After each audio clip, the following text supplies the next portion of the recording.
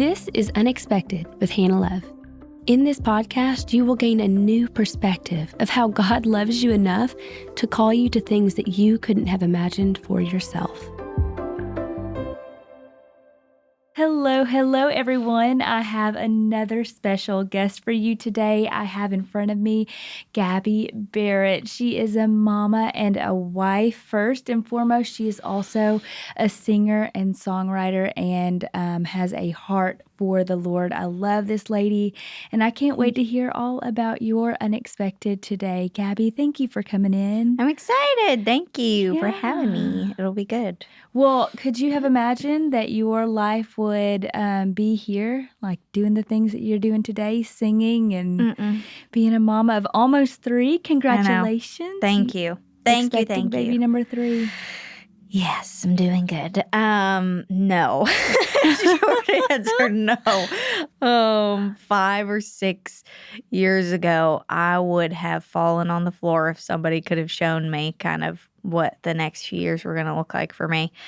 I was in such a different place and it's hard. It's crazy. I'm 23, so I was in high school at 17 still, Yeah. and it was just like crazy fast the way that things have changed and gone. So it looks a lot different, but in the absolute best way. Like I wouldn't trade it for anything or like move anything, make it any different. I have so much joy with where I'm at and how God has kind of worked things out. And it's a lot, he's given me a big microphone. But, I'm just hoping that he blesses my efforts in trying to honor him through all the things I'm trying to balance and do. So it's been wild. I am totally in awe of you because that is the word that I would use to describe you. You have beautifully balanced life and motherhood and work, and what you do is really a ministry too. I mean, I've seen clips of y'all up there on stage in front of thousands, and Kate is reading scripture, and I'm like, wow, what if we all did that with the platform that God gives us? It's a blessing. It is. I mean, when I came into this world, I guess this town, this isn't where I thought God would lead me either, and I was overwhelmed with it. Of course, I'm not an artist like you are, but I used to tell people my husband is in the spotlight and I stand in the sidelight too. And I didn't like it, but I thought, well, I'll just point back up because that's all I can do with it, right? And I've seen you do that so beautifully, and at such a young age too. I've seen such, you have an old soul. Thanks. And I think that you have shown a lot of wisdom. Of course, having babies will grow you up. Yes. But let's go back. How old were you when you first stepped onto the stage and you knew that you wanted to sing? I started singing at about 9 years old. It was not something I had been doing my whole life, like where you come out of the womb and you're just banging drumsticks together, singing in your microphone or whatever. I was about 8 or 9 from what I can remember. And I think Adele's song Rolling in the Deep was a very popular song at that time. And I remember singing it, hearing it on the radio, singing it constantly. And I didn't think anything of it, just singing it. But it was really my dad who spotted a talent there in that.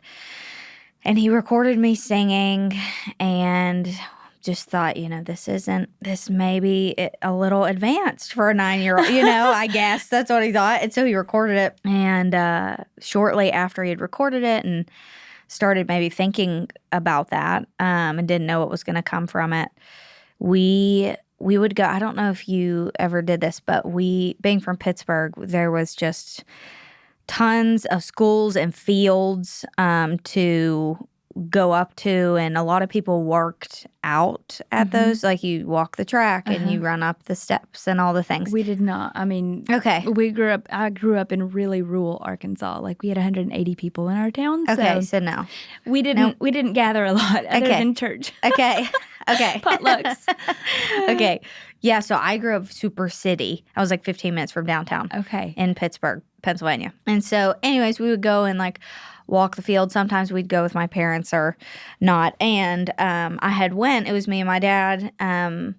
Long story short, there was women that were also, some older women that were working out up there. And we ran into them, started talking to them. And they had said that they went to a church about 15 minutes from my house. And my dad he started talking about, me getting into singing maybe. And, I don't know. I don't know exactly what he said, but he said something about me getting into singing. And they were like, well, why don't you have her come down to the church and like sing for the pastor? I'm sure he would love to hear her sing. And we were like, oh, okay. So we went down to the church.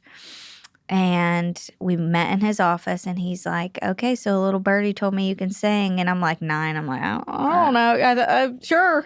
And he's like, what are you going to sing for me today? And I was like, I'll sing Man in the Mirror by Michael Jackson.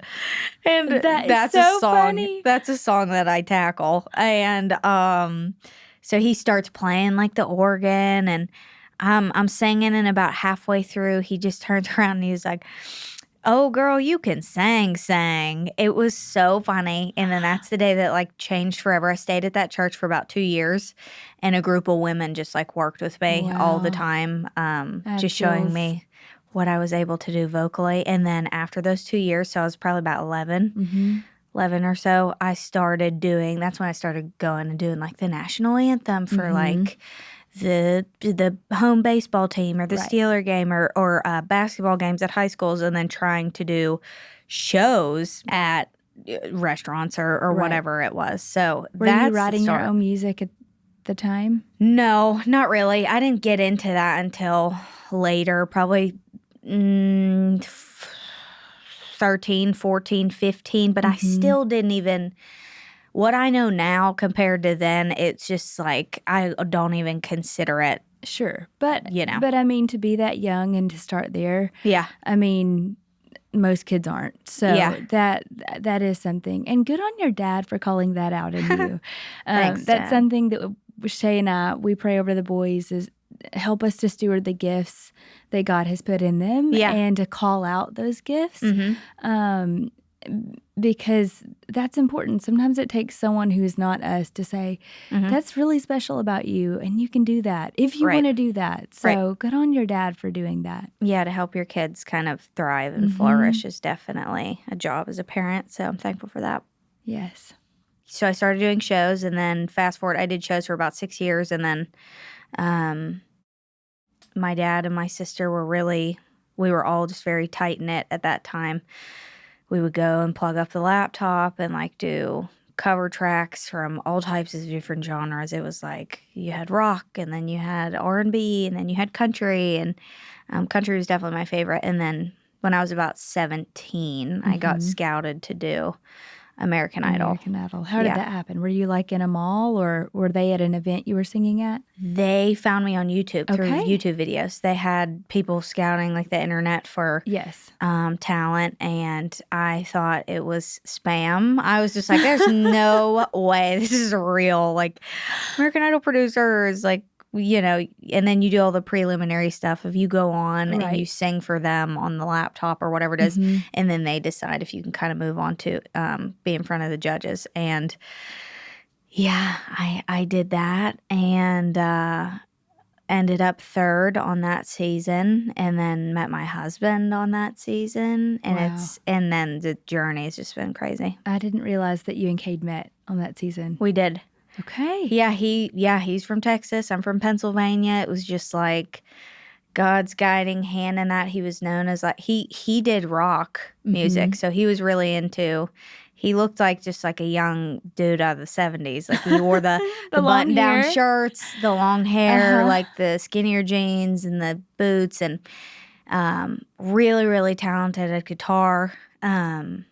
So he did rock, and then I did more of country on Idol, and he was known as like the Bible kid. I was very introverted, so I was not good at going and creating groups of friends, and I was like the girl in the corner, like with my headphones in, and that can be taken as like bad Sure. a lot of the time. I'm the same. I call it being a wallflower. And I'm Yeah. like, I love people one-on-one. Right. Right. I get overwhelmed in crowds. I'm not. I just can't. I'm really bad at going around the room and like, hi, how are you? You know, just being more extroverted. Sure. I'm just not good at that, and I've had to learn to come out of that, especially with being like in the music industry. Yes. So, but he had some friends in his group, and I remember I had to kind of reach out to him and throw the bait out a little bit to him, because I started to like him, and I liked his music, and I liked what he was doing, and I thought it could be cool together to do something on the internet, and so it just kind of went from there. That is so sweet. Well, okay, how long was it that you started between dating and getting married? Dating, I think it was a year. We dated, and then we got engaged, and then we got married 7 months later. Okay. Yeah, so it Really was, a whirlwind. yeah, it was, and I was like 19, and all I had known my whole life was like Pittsburgh. so much was changing. Yeah, Pittsburgh, my dad, my sister, the dynamic of like childhood there, Right. and you know, you have a different relationship with your parents when you're Right. getting into 19, 20 years old, you know, Sure. rather than like An adult versus the child. yes, not 14, 15 type of things. And sometimes that's hard for parents to walk that out that I've seen. And so it was this crazy dynamic. And then I grew up in Catholic school and Catholic. I was brought up Catholic. And but my parents really sent me to Catholic school because they just found it to be better than a Sure. public school option. Maybe more conservative. That was their thoughts behind that. And Cade was known as like the Bible kid, specifically on Idol, and I was so curious about that too. Religion was always my favorite subject in school. I did not do great in school besides that, but religion was always, I was so curious about it and so drawn to it.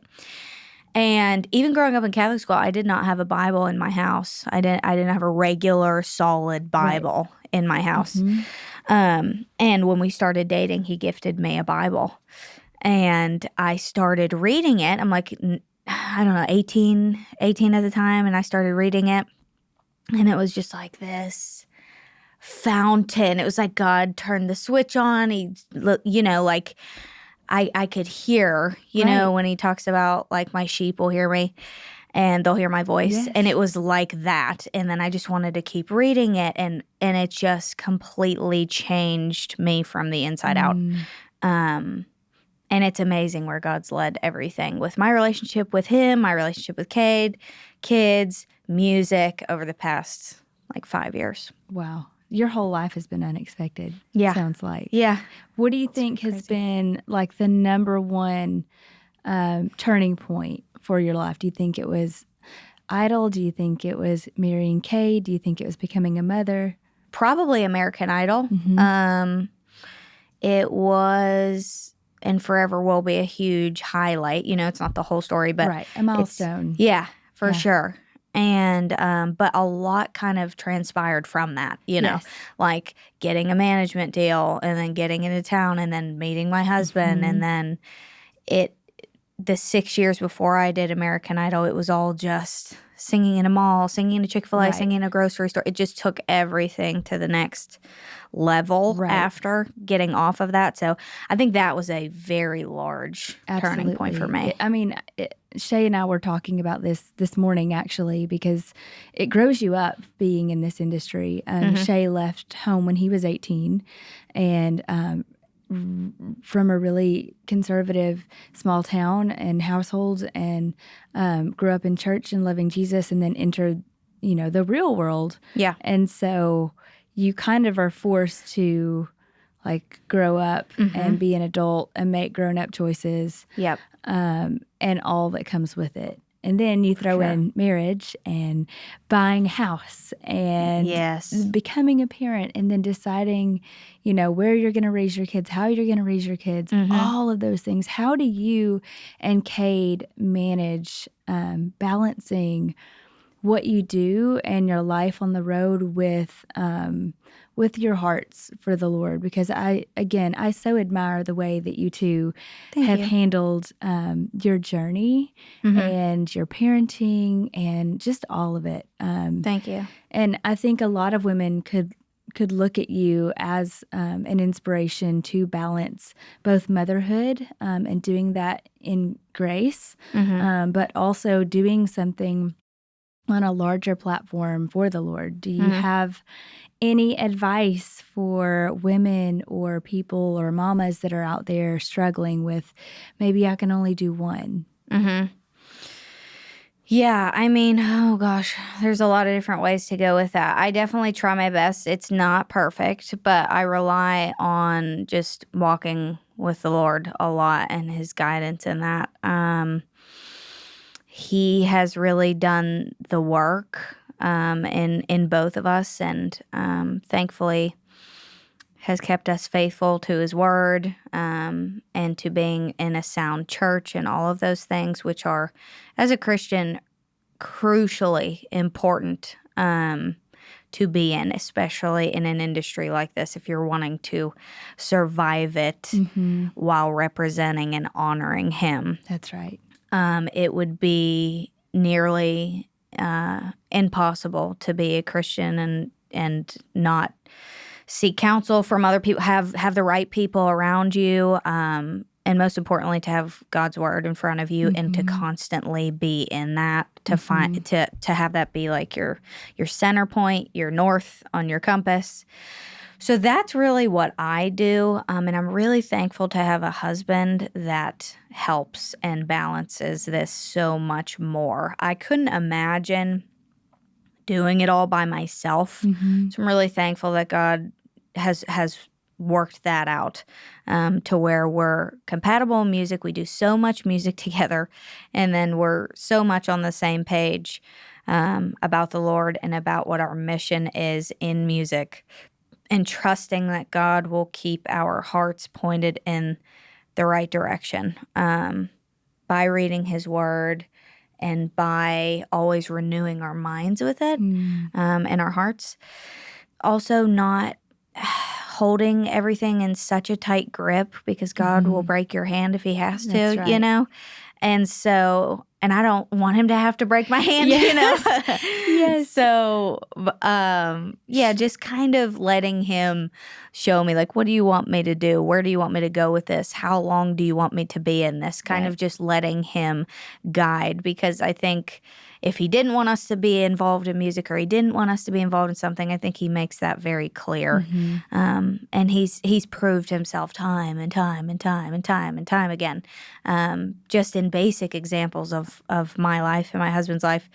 And the Bible constantly, talks about to be a remembering people of his word. Like, remember me, remember what I've done, remember my promises, remember these things. Don't just forget about them.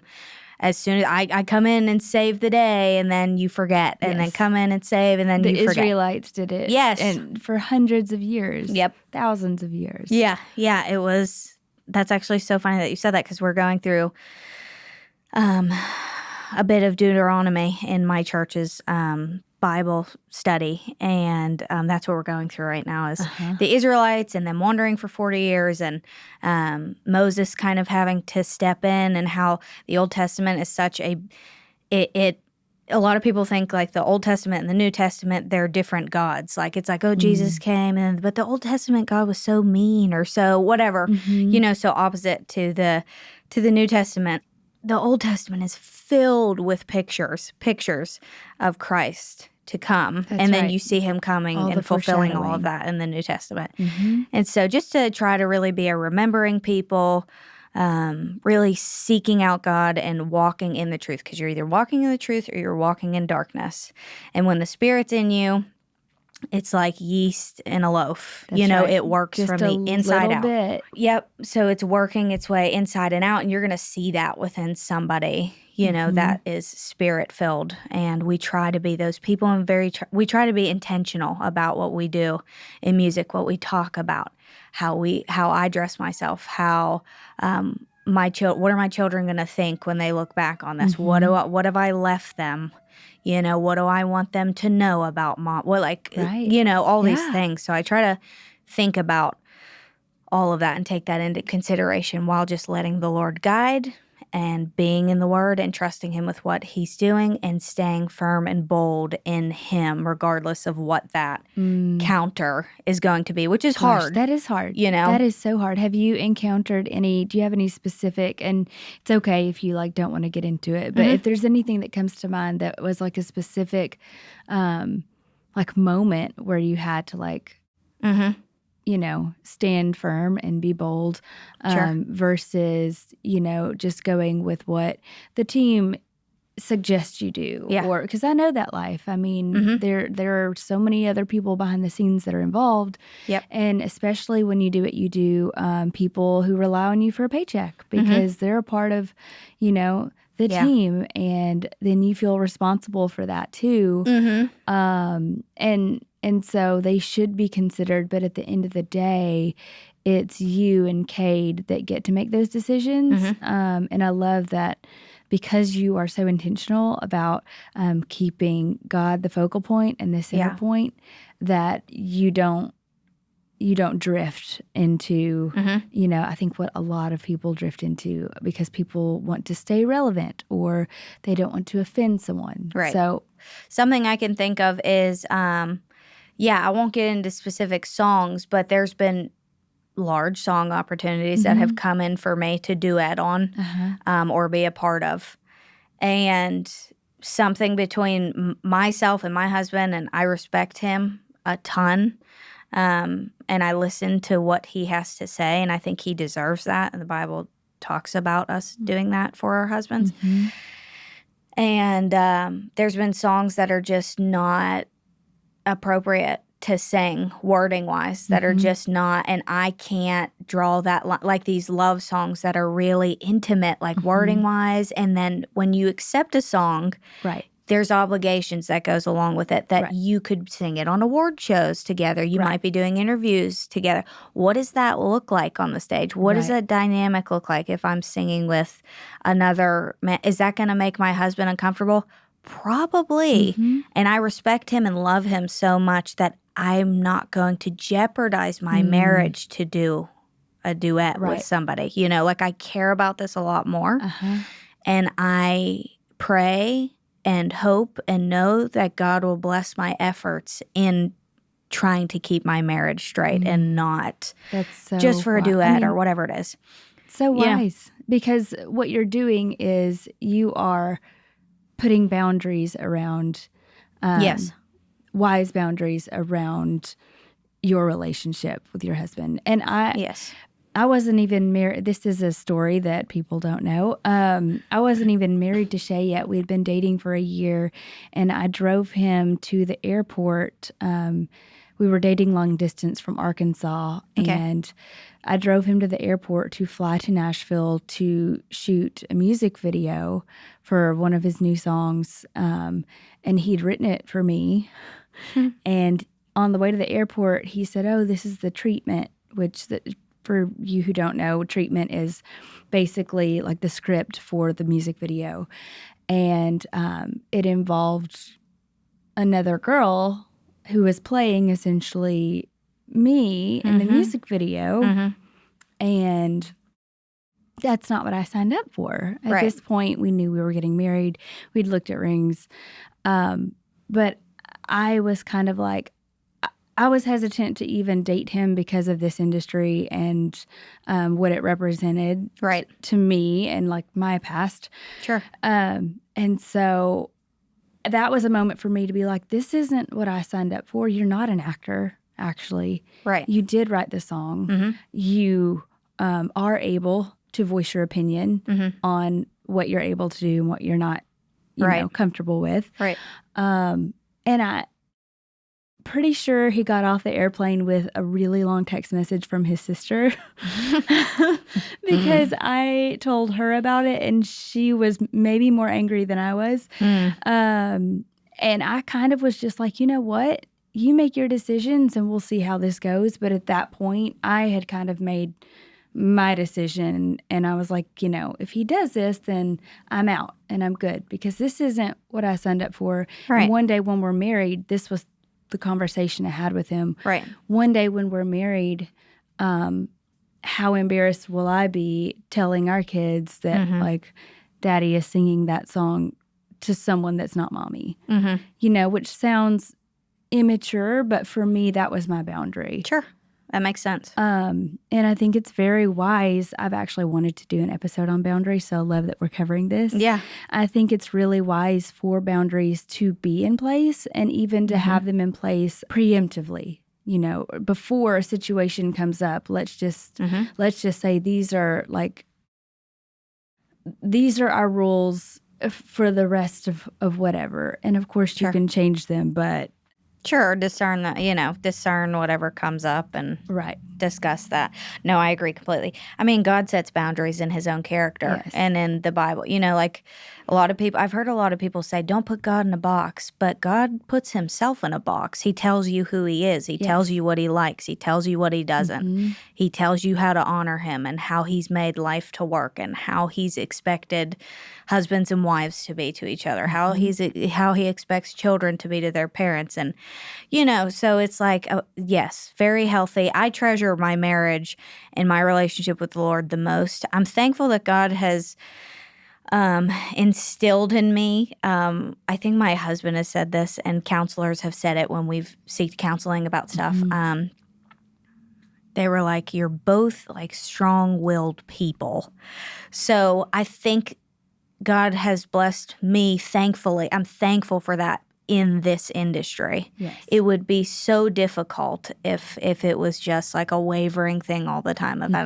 But he's given me the Spirit, and it's really it helps me to be very firm no matter what the push is from outside industry and outside people. I have tons of people that say to me or have texted me or commented about me and said, she is ruining her career by talking about these things and by, X, Y, and Z, because I treasure a godly marriage over anything the world could offer, because that is so much. I know where I'm going. Right. I know who I'm going to see, who you're going to answer to one day. Who I'm going to answer to. And it's not those people. Exactly. And those people are going to have to answer to him too.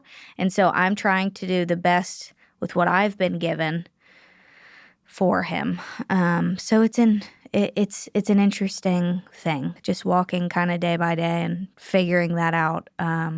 And life's going to look, I don't know what it'll look like in 5 years, 10 years. I don't know how long I'll be doing music for, but I'm just here for the ride that God's kind of taking us on, and trying to be wise with what he gives, So. I mean, you've done so beautifully. Thank you. And don't you feel like having children really solidifies that boldness? I will say for myself, in my younger years, I was kind of a doormat. I was a people pleaser. Always quiet and reserved, and always put other people before myself. Sure. And enough life happened before I met Shay that by the time I met Shay, I was like, no, the man that I meet, like the next man I'm going to marry, and we're going to lead our family in Christ. And and he just lit up, and I was like, oh, here we go. But that really started then. But when I had Asher, our first, it was really, for me, like I truly don't care what the world says about me, about my husband. Like, this isn't about us. It's never been about us, period. It's always been right here about the Lord and what he's done and what he's going to do. Yeah. But then when you bring someone into the world, you're like, it's our responsibility to set the example for him. Right. One of my favorite quotes is, you teach what you know, but you reproduce who you are. And you can teach a kid anything you want, but they're going to follow by what they see mom and dad do. Sure. Yep. And so again, with setting boundaries, and again, for standing for something that you feel is the right thing. And a prayer that we say all the time is, God, help us choose to do what's right, even if it's hard, even if it's the hard thing. And we can't just say that over our kids and then not be willing Right. to do the hard things. Yeah. That aren't comfortable or that don't make sense for your career, Yeah. or that people don't like or people disagree with. So I love that. I'm just in awe of a mama that is 23 and in the spotlight that you're in, and you're still willing to stand your ground. Try my best. You're Lord, doing keep me great. faithful, please. Keep me faithful towards it. But yeah, it's challenging. It is. And it's difficult with all the fleshly parts that play into it of, if a song does come in or what, and there's an opportunity that comes in, and there's a part of you that's, it's like flesh and spirit battle, like all the time. It's a constant warfare every day, right? And it's just how, you feel that want to, you're like, oh, this will kick things in the right direction, oh, I really want to do it. Momentum going. Yeah. And then, but I'm like, this is what's more important to me. This is what I need to, they're just little tests and little trials. That's right. And just sharpening your faith and seeing where you're at. Right. And those actually help me to see where I'm at in my walk with Christ, if that's off or, or if we're on the right track. And so far it's been really good. It has its challenges, and I'm thankful for a team that respects that a lot. That's huge. They huge. respect that a lot. My label and my management they were at my wedding. So, through that whole thing, it was very like Christ oriented, and our vows were, so you got a picture of like who we were as people, who we were going to be, what we were going to be walking, and what we were going to be about. And it was really sweet. I think the head over the label right now, her name's Chris Lacey. She's awesome with Warner, and love her. And she was at my wedding, and she was like, hey, whatever we got to do to keep this together, like, let's do that. Like, and I was like, that's huge. That's just amazing. It is. That is amazing. Not everybody says that. That is a fact. I know when Shay, when they were in their early years, I feel like, and this is my personal opinion, but I feel like at the time it was very much like the male artists needed to be seen as single. And attractive to their audience, and that you know they don't need to play up their girlfriend or whatever. And then all of a sudden, I feel like everyone started getting married, and it really, I was super thankful that so many people got married in the same season, because it would have been difficult. I think at that point, management was thinking. Some management, not all, but I think a lot of them were thinking, oh, well, the family look is good too, which which works in our benefit. But I do know how difficult it can be in any entertainment industry. So I love that she said that to you. Yeah, that was really nice and encouraging to me, that I was like, they're not thinking we're wackos here, being like, oh, what did I get myself into? That was just the beginning of meeting them and knowing them and signing with them just a few months prior. So they all just know how we are, and I appreciate them so much for still wanting to continue with us, in that way, because the industry is not. I mean, I personally wouldn't consider it God-fearing, It's not it's not family-oriented. No, an industry, music genres aren't known for really God-centered keeping marriages. I constantly see stuff about divorce, constantly, all the time, and it's so heartbreaking. It's so heartbreaking. It feels, and we can sidebar here, but I feel like right now it's becoming really idolized. Yes. I feel like so many outlets Basically. Are pushing it and idolizing it, and I'm not. I'm heartbroken for anyone that has to walk through that. Yep. But I also don't think that it should be held up in a place of celebration. Right. No. Because that is agree. heartbreaking, and it's not something that you should aspire to. Right. Definitely, I understand that things happen, but gosh, it does break my heart to see how culture is really trying to push the narrative of divorce is cool and should be super celebrated. Like, this one's getting divorced. It's almost like a divorce thing is pushed more than somebody getting married. Absolutely. Like, I see more about divorce than I do of people uniting in marriage. And oh my goodness, if it's involving the Lord in it, I really don't see much of that at all. No. I can't really tell you many that I've personally, and I have to be on the internet all the time. All the time. You know? And so I'm kind of plugged into that, to that world a bit more from being involved in it so much. And it's, it's heartbreaking because I feel like it's just more and more and more and more and more people. And it's like 10 years or this amount of time, and these people are splitting, those people are splitting, everybody's splitting. And so I think that's another reason why I'm so protective of my choices and because I'm really we're hyper aware of what society is pushing. Right? Yeah. Just if you let yourself go, right, and just kind of go with the flow, you see where a lot of the flow is going or ending up. And there isn't a flow. Let's be honest. There's not a flow these days. It's very much, it's a lot of the same message from the same places. Yeah. Wherever you look, unless you're looking for maybe a conservative, viewpoint, which is part of the reason I'm thankful for podcasts. People can go and find, someone whose voice they like or respect or their opinion. I don't know, whatever their reasons are. There are conservative voices out there, and there are people, Candace Cameron Bure and Sadie Robertson and these people that are championing faith and living it out in culture. Yeah. And that's what you and Kate are doing. Thanks. And thank you. I don't know. I just think that there should be more of it. And hopefully we'll have more of you guys on. And I'm super thankful that you got to hop on today.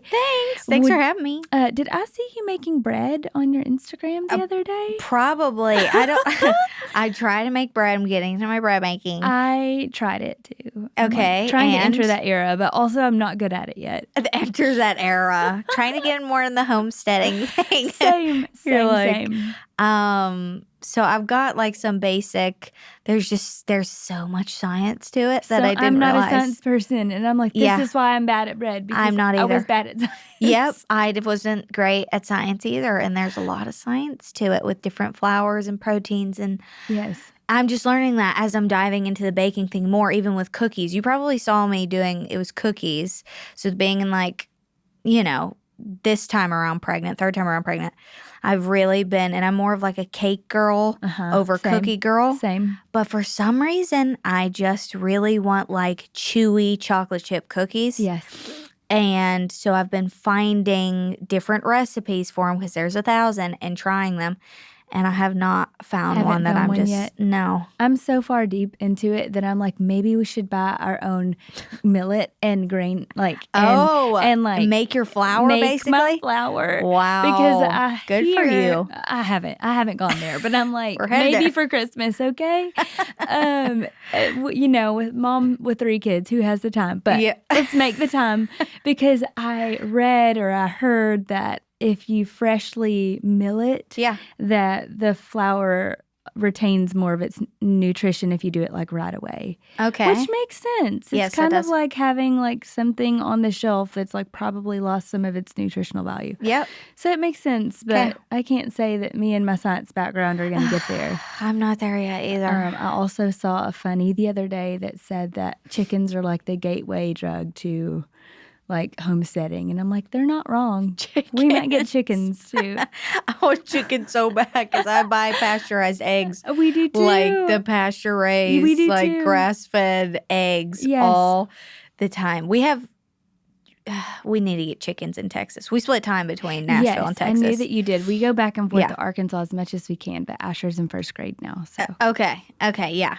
Okay. that's hard when school Yes. comes into play with that. But I mean, don't be surprised if you hear that we have moved onto a compound in a few years. With chickens. With chickens, yes. And freshly made flour. Listen, Grammy's already got the goats and the cows. Like we've got the farm on the farm in Arkansas. Yes. So might as well have chickens. we might as well. Is there any piece of advice you would give to mamas out there or to women that are holding on to their marriage and trying to have boundaries for their marriage, no matter what career they're in, or no matter if they're a stay-at-home mom? I mean, that's like the hardest job of them all. Mm-hmm. So any piece of advice for women, for mamas, for anyone? The best piece of advice I could probably give is just to be encouraged by the Lord and His Word. And it is such a light when you dive into it. I love that the Word came alive to you when He gave you that Bible. It did. It just, exactly. It came alive, and it has changed my life. And I can't ever go back from it, ever. That is what y'all should be encouraged by today. Yes, and there's hope in Christ in a very weary and strange-looking world with a lot of brokenness. Just looking to Christ and hoping in Him, hoping in His promises, and who you will see and where you're going, and just doing your work in front of you is definitely filling to my soul and my heart. So I would encourage that for especially any moms. Absolutely. Moms and wives, for sure. The thing about the Word is it reads you and it changes you.